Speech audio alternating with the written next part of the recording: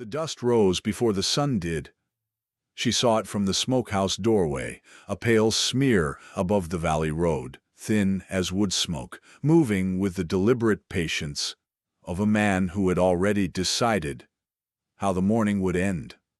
The old dog pressed hard against her calf, his weight warm and familiar, and she did not move. She stood with one hand braced on the doorframe, and the smell of hickory and salt rising up around her like something she had built herself. Because she had. The wagon was still a mile out, maybe more. She had time. She had almost no time at all. 3 days earlier, the notice had come in the afternoon, when the light was still good and the fires were burning low. She had been at the salting table, working a long slab of bacon with the flat of her palm, pressing the cure in slow, even strokes the way her husband had shown her, the way she had shown herself 100 times over since he was gone. The old dog lay on the cool ground outside the open door, one ear tilted toward the road, before she heard anything herself. Then the wagon and the man in the clean coat, and the paper folded once down the middle.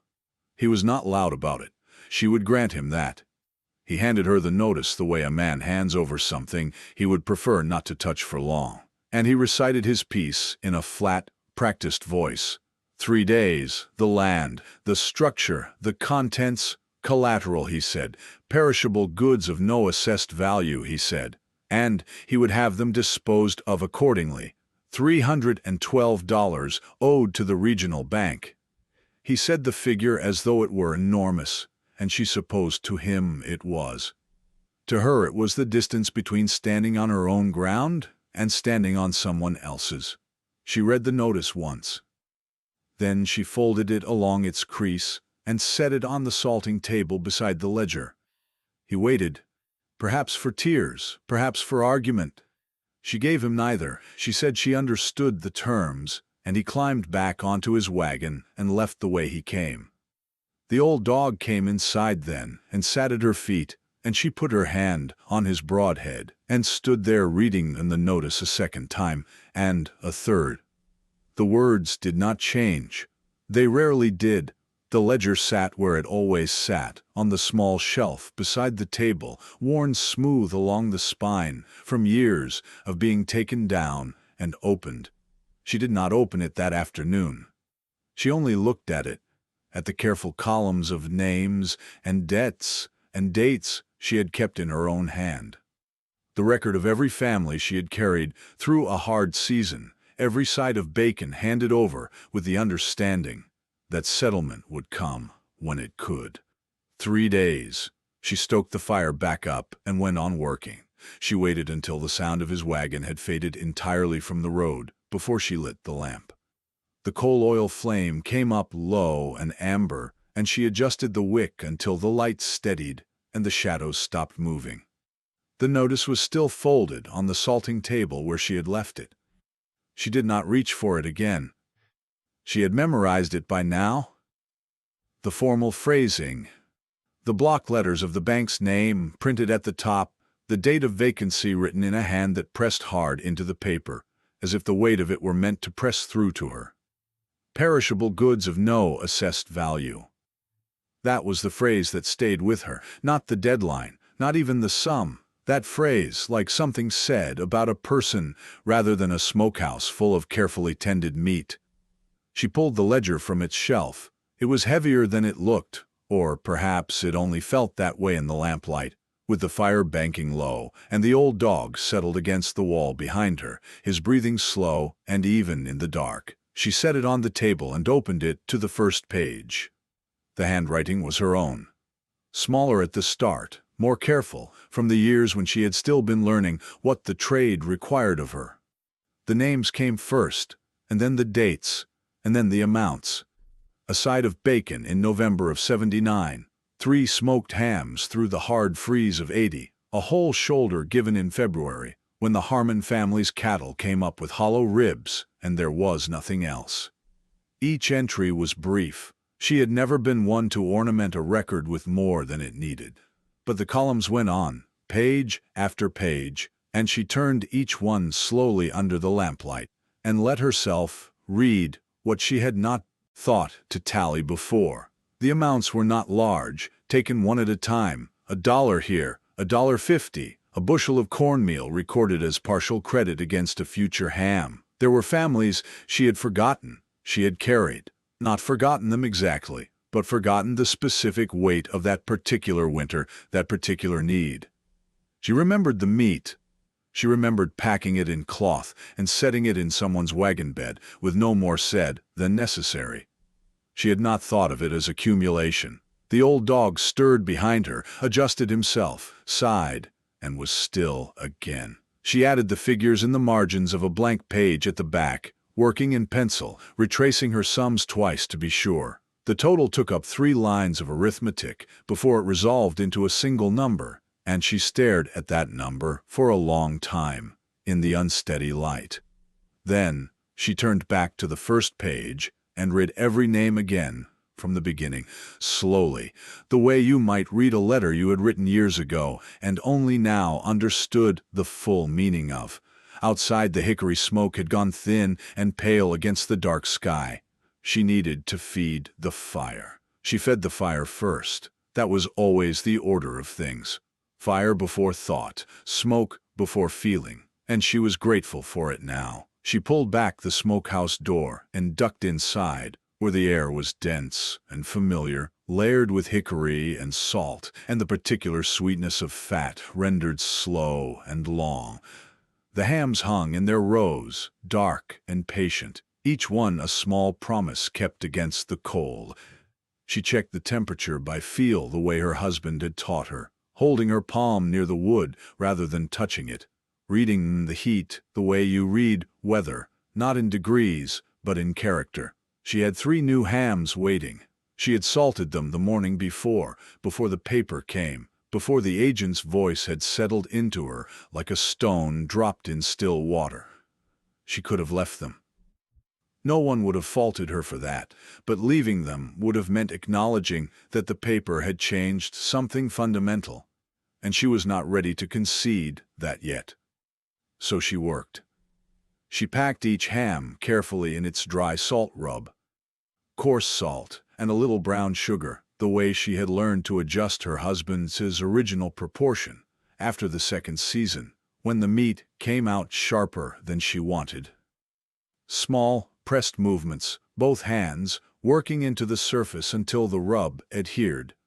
She hung them on their hooks with a practiced lift and turned the older hams a quarter rotation as she went, the way you turn bread dough, not dramatically, just the small correction that makes the difference between even and uneven over time. The old dog was not inside with her. That was the first thing she noticed when she stepped back out for more hickory. He was usually underfoot in the morning or stretched in the thin strip of sun beside the smokehouse door, but he had moved out to the middle of the yard and stood there with his broad head lifted, facing the road. She watched him for a moment. He was an old dog, stiff in the hindquarters and slow on cold mornings, but his ears were still keen, and his instincts had never failed her. He was not alarmed. He was not growling. He was simply paying attention to something out there beyond the cottonwoods and the long bend in the valley road. Something she could not see or hear yet. She called him gently by the low whistle he knew. He glanced back at her, then returned his gaze to the road. She went back inside for the wood. All through the morning she worked like that, stepping out and stepping in, tending the fire in its slow, patient way, and each time she emerged, the dog was somewhere new in the yard, closer to the gate, then back toward the fence, then standing at the corner of the cabin, always watching the same direction, not alarmed, just attentive. She added a length of hickory to the coals and watched the smoke thicken and rise, pale against the gray winter sky. She was splitting kindling near the woodpile when she heard horses on the road. Not the agent. Not yet. Just 2 men from the Hennessy place heading toward town, their collars turned up against the cold. They did not stop, but they slowed, and one of them looked at her with something she could not quite name before they rode on. It was not pity exactly. It was the look of a man who knows something and is deciding what to do with it. By midday she understood why.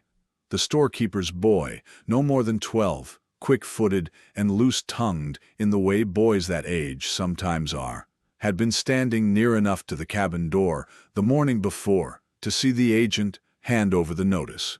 He had read the seal on the envelope. He had watched the agent's horse stand too long in the yard, and he had drawn his own conclusions the way boys will, and by the time he reached the store, he had told his mother, and by the time his mother had finished with the dry goods, she had told 3 others. That was how it traveled. Not through the widow's telling. She had told no one, had not yet decided what there was to say, but through the ordinary current of a small valley, where news moves the way water does, finding every low place before the morning is out. She learned this when the rancher's wife appeared at her door, just as the light was failing. The old dog rose from his place by the stove and went to the door before the knock came, tail moving slowly, ears up. The widow opened it to find her neighbor standing on the step with a cloth-wrapped crock held in both hands, and her eyes making a careful study of the widow's face.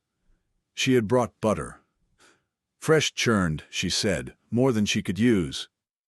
She offered it the way a woman offers a thing when she means to stay a while. They sat together at the table, and the widow made coffee, and they talked about the cold and the state of the road and how the Hennessy cattle had come through the fall. The rancher's wife did not ask about the notice. She did not need to. She sat with her coffee and her careful eyes and waited. And after a time the widow rose to check the fire in the stove, stepping out the back door into the dark to bring in another length of wood. She was gone no more than 2 minutes. When she returned, the rancher's wife was sitting exactly as she had been left, both hands around her cup, her expression unchanged. But the ledger, which had been resting on the shelf beside the salting table, just visible through the open smokehouse door, had been moved a half-inch to the left on its shelf. Perhaps less. The widow noticed it the way she noticed most things in this place, not because she was suspicious, but because she knew every inch of what she had built. She set the wood down and said nothing. She did not sleep well that second night. The old dog settled heavy against her feet, and she lay in the dark, listening to the wind move through the valley with a sound like something being slowly unrolled. She thought about the ledger. She thought about the half-inch. She had not mentioned it to the rancher's wife, who had left an hour after the coffee grew cold, hitching her horse with the same unhurried deliberateness with which she did everything, pausing only to press the widow's hand once before climbing up and turning back toward the eastern ridge. The widow had stood at the gate long after the wagon disappeared, the old dog leaning against her leg, both of them watching the dark. By first light she was already in the smokehouse, feeding the fire. The hams hung in their rows above her, glistening in the low amber glow, the salt and the smoke and the slow time of curing, doing their patient work. She checked each one by touch, the way her husband had taught her, the give of the meat, the set of the skin, and she recorded nothing in the ledger that did not need recording. There was a kind of order to the work that had always steadied her. She found it now, or tried to. She heard the wagon before she saw it. A slow creak and the plod of a heavy draft horse, coming up the road from the south. She came around the side of the cabin, wiping her hands on her apron, and saw the freighter's rig pulling to a stop at the gate. A broad-shouldered man with a weathered coat and a beard, going gray at the jaw, his wagon loaded with empty crates, and the smell of a long road on him. She knew him. She had known him 4 winters back, when the creek road flooded and his haul sat stranded, and his family ate on credit for 6 weeks while he worked to get the wagon clear. She had written it in the ledger in her careful hand. She had not expected to see it returned. He climbed down without ceremony and stood at the gate, hat in hand. He asked her plainly what she needed. She told him nothing. The word came out before she could stop it, worn smooth from use. The answer she had given so many times it had stopped feeling like a choice. He nodded as though he had expected exactly that. Then he reached into the bed of the wagon and lifted out a wheel ham, her own cure. She recognized the knot of the twine, and held it out across the gatepost. He said the debt was long overdue. She stood there holding it, the ham solid and cool and real in her hands, heavier than she remembered. She looked at him. He looked back, with the level steadiness of a man who had been thinking about this moment for some time and had decided exactly how it would go. She did not know what to say.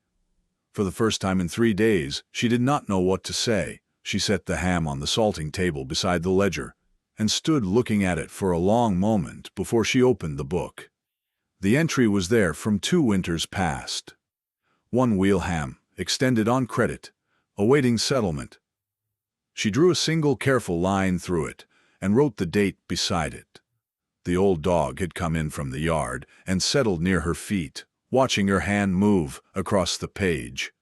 That was how the second day began. They came the way weather comes to the valley, not all at once but gathered from a distance, one sign appearing before the others, until you understood the whole of it was on the way. A family she recognized from the North Pasture Road arrived mid-morning, with a flour sack knotted at the top, the coins inside shifting against one another with a soft, deliberate sound. The man set it on the gatepost, the same way the first man had, as though the gatepost had become the place where debts were returned. His wife stood beside him with their youngest on her hip, and the child watched the old dog with wide, serious eyes. She wrote their names and the amount in the ledger column, drew the line, wrote the date. A widow woman came just after noon on foot, which meant she had walked from somewhere considerable. She carried a wrapped slab of smoked bacon under one arm. The widow recognized the cure, recognized even the particular way the cloth had been tucked, the fold she had used that winter. The woman said she had kept it back from barter, had meant to use it herself, but there were other ways to manage, and only one way to do this. She unwrapped it at the table with the care of someone, returning a borrowed thing undamaged. The old dog went to her and pressed his gray muzzle against her hand. She let him. The entries accumulated, each line drawn through a debt, was not erasure but completion. The ledger filling in the way a field fills after rain, the empty places becoming whole. She wrote in the same hand she had always used, the same deliberate slope to the letters, because to change it now would have felt like a different kind of surrender. A young farmer came late in the afternoon with a letter rather than coin, the paper folded into thirds and sealed with a dab of candle wax. Inside, in a hand that had worked harder at penmanship than it likely worked at most things, he had written out a promise of 3 days of fence labor, dated and witnessed by his nearest neighbor. He explained it as though he expected to need to explain it. She told him a letter was sufficient. She tucked it between the ledger pages and wrote the entry beside his account. Labor note, 3 days, received.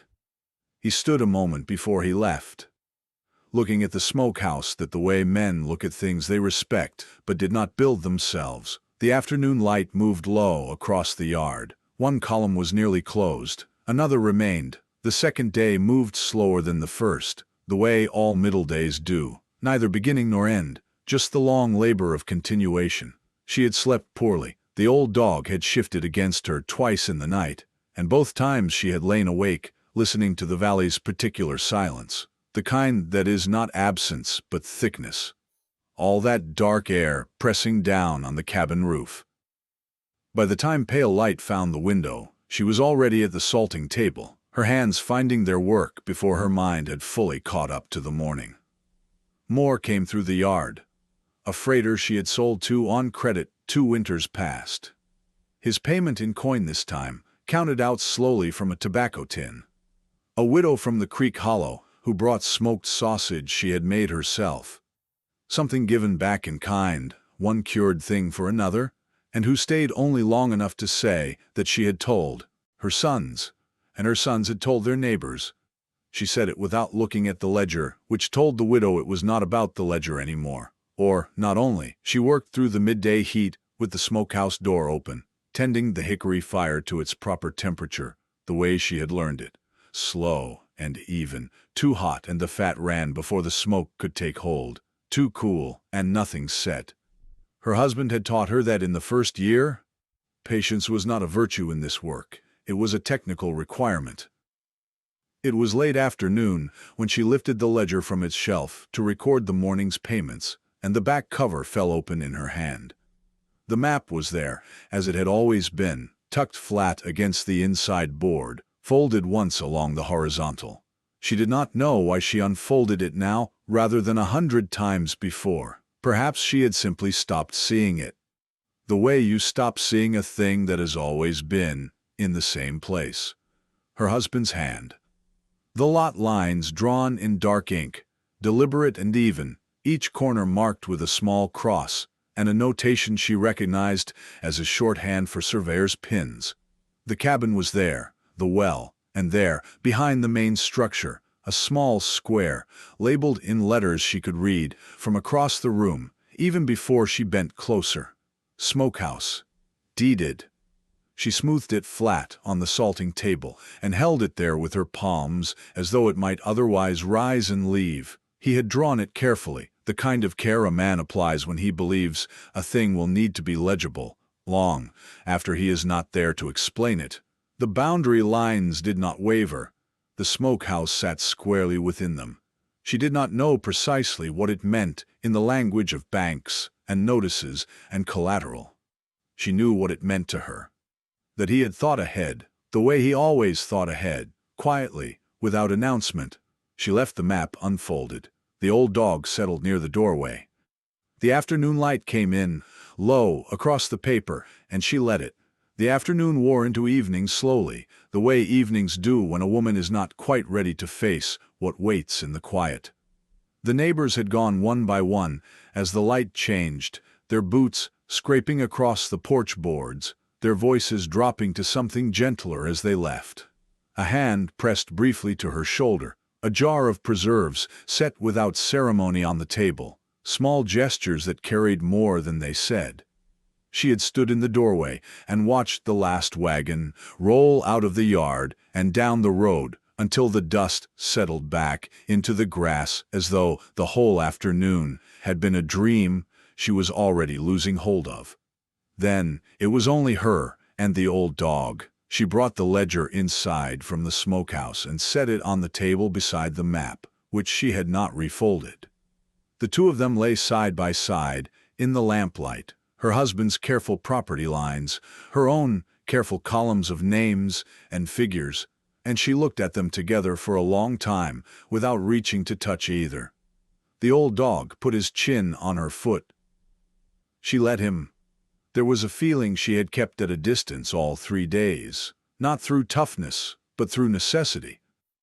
The way a person doing hard work in cold weather does not think about the cold until the work stops. Now the work had paused, and the feeling came anyway, the way cold always does. She thought about the debt notice still sitting on the shelf. She thought about the agent's voice, its practiced patience. She thought about the words, perishable goods of no assessed value, and how her husband would have heard those words about the thing he built with his own hands in the last good summer they had together. She pressed the heels of her hands against the table and sat very still. The smokehouse timbers had been cut and fitted in August of 1877. She had handed him nails. She had held boards steady while he drove them flush. She remembered the smell of fresh lumber and the sound of the hammer carrying up to the porch where she was shelling corn, and how she had looked up each time it went quiet, because silence from him always meant he was measuring something, making sure. He had made sure. That was the word for it. He had made sure, and she had not known it until now. She let herself cry, briefly and without much sound. The old dog shifted and pressed closer against her ankle, as if he understood the weight and wanted only to be part of bearing it. Then she wiped her face with the back of her hand, stood, and took the small lantern from its hook. The hams needed turning. The fire in the smokehouse needed banking against the cold that would come before morning. These were not small things. These were the things between her and everything she was trying to hold. She went out into the dark to tend them. She worked until past midnight, turning hams, feeding hickory lengths into the low fire, checking each slab by hand in the darkness.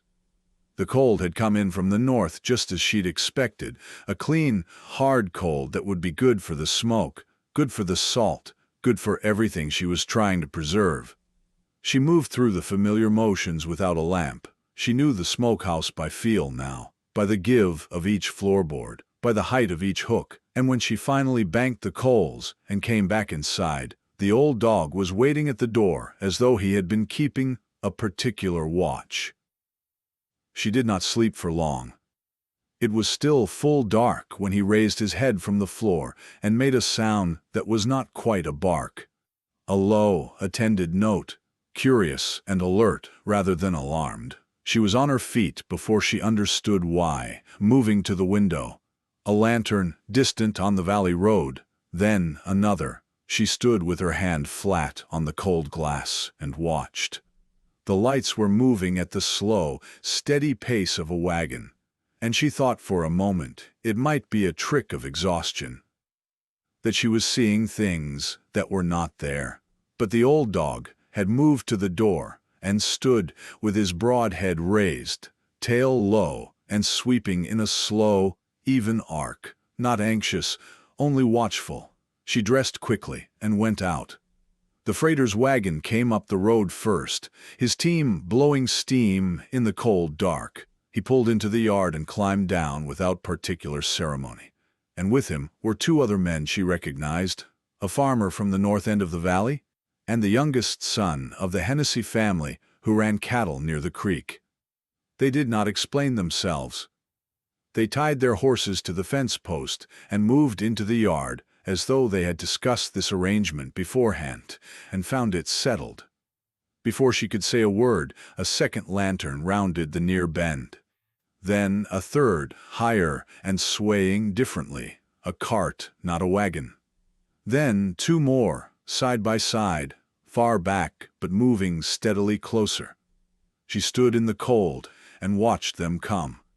The old dog went out among the arriving men and women, with his tail still low and unhurried, moving from boot to boot in the darkness, then circling back to pass near her ankle before going out again, going among them as if he were doing a kind of accounting, making sure of everyone present.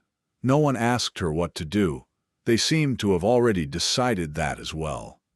They came into the yard and they stayed, and they arranged themselves with the quiet, purposeful patience of people who had been thinking about this for some time and were glad to be finally doing it. The last wagon to arrive was different from the others. It came without a lantern, feeling its way down the road by the pale cast of a risen moon, and the sound of it was different too. Lighter, more deliberate, the wheels picking their path with the care of a man who was in no hurry but intended to arrive precisely. She noticed it from the doorway where she had been standing, watching the yard fill, and she noticed the way the old dog noticed it too. He stopped his rounds and stood facing the road with his ears lifted and his tail making one slow, considered sweep. The man who climbed down from the seat was not large. He wore a coat that had been well kept for a long time and carried a leather satchel over one shoulder and a surveying rod under his arm, like a walking staff.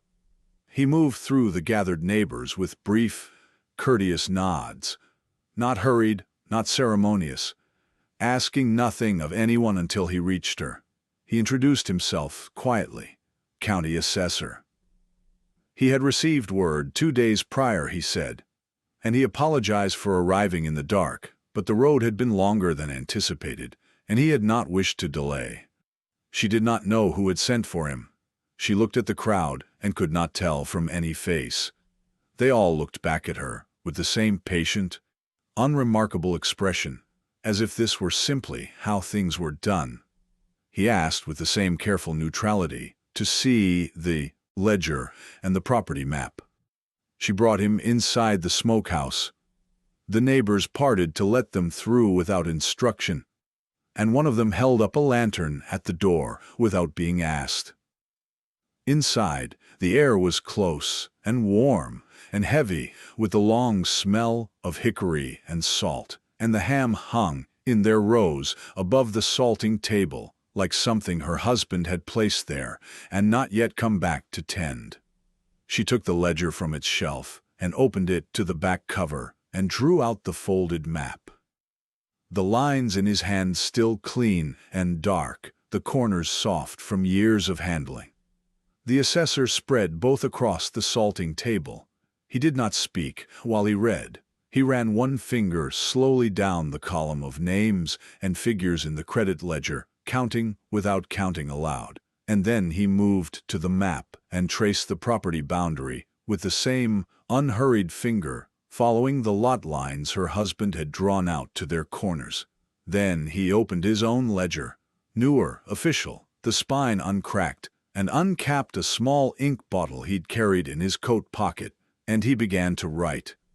The scratch of his pen was very quiet under the sound of the fire and the gathered breathing of 30 people waiting in the yard outside. The scratch of the pen went on for longer than she expected. She stood near the door with her arms at her sides, not watching the assessor work, looking instead through the open smokehouse door at the pale gray square of early morning, the shapes of her neighbors gathered in the yard. The old dog settled at the threshold as if he had always been appointed to stand there. Then she heard the wagon. The creak of it came first, the particular complaint of iron on frozen ground, and she saw heads turn at the sound, one by one, until the whole yard was facing the valley road.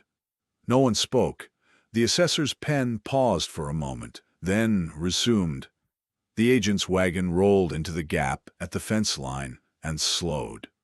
He would have seen the horses first. Too many tied along the rail, too many for a vacant property. Then the people themselves, 30 of them, standing in the cold, without hurrying, facing him the way cattle face into weather, not hostile, not afraid, simply present and not inclined to move. He pulled the wagon to a stop. She stepped out of the smokehouse and stood in the doorway with the ledger open in her hands, the back cover folded aside to show the map, still nested in the spine. The old dog stood up beside her once and did not bark. For a moment no one moved at all. The assessor came out behind her, his own ledger closed under his arm, and he walked across the yard with the careful, deliberate steps of a man who had traveled 2 days to do exactly this and intended to finish it properly. He crossed to the agent's wagon and held up the official ledger so the pages were visible, the figures written out in the steady hand of a county officer, the property assessed, the operation valued, the debt compared. All of it there in ink that had had time to dry. She could not hear what the assessor said. She watched the agent take the ledger and look at the open page, and then look at the crowd, and she saw him understand that the crowd was not the obstacle. The numbers were the obstacle, and numbers did not negotiate. The agent read the page once, and then looked past her at the smokehouse. At the dark, stained timber, the low roof, trailing its thread of white smoke up into the cold air. And whatever calculation he made behind his eyes, he made it quickly. He handed the ledger back. He said something, 2 or 3 words she still could not hear, and the assessor nodded, and that was all. The agent gathered his reins. The wagon made a slow half-circle in the yard, wheels cutting shallow tracks in the frost, and moved back toward the valley road. The crowd parted to let him pass and closed again after him, unhurried. The wagon grew smaller down the valley road and did not turn back. For a moment, no one moved. Then, someone laughed. Low and relieved, the way a person laughs when a storm finally breaks after a long wait, and the sound loosened something in the yard, and people began to breathe again, and talk, and shift their weight from one foot to the other like men and women remembering they were cold and hadn't eaten. They did not leave. She had expected them to leave. She had expected the relief of it. The agent gone, the crisis spent, to send people quietly back to their own lives, their own frozen fields and pending work. Instead, they stayed. A woman she recognized from the far end of the valley opened a cloth bundle and laid out cornbread on the tailgate of a wagon. Two men she'd sold bacon to 3 winters running went into the smokehouse without asking and began turning hams with the slow, practiced attention of people who understood what they were looking at. The schoolteacher who had credit in the ledger for a side of pork she had never fully repaid helped someone else start a small fire in the yard's iron ring, not for warmth so much as for the reason people make fires when they want to stay. She stood in the smokehouse doorway and held the ledger closed under her arm and let the old dog settle against her feet. He was tired. She could feel it in the way he leaned. Not anxious anymore, just resting, his white muzzle tipped slightly toward the smoke-warmed air. She put her free hand on his broad head and kept it there. Inside the smokehouse the hams hung in their rows, dark and patient, still doing what they had been doing through all 3 days of the notice and all the years before it. Curing. Drawing the salt in, taking time, and making it into something that lasted. She looked at the ledger under her arm. She had thought of it all these years as a record of what people owed. She understood now, standing in the hickory sweet air with 30 neighbors she had never once asked for help, that she had been reading it wrong. Every line she had written, every credit extended on a hard January, every name set down beside a weight of smoked meat, was not a debt recorded. It was a thread laid down. She had been weaving something, one quiet winter at a time, without ever knowing what it was she made. She had not survived alone. She had been held up, steadily, by the same people she thought she was only feeding. The yard was full of voices. Someone called out from inside the smokehouse. A question about the next batch, practical and unhurried. She straightened. She set the ledger on its shelf. She answered.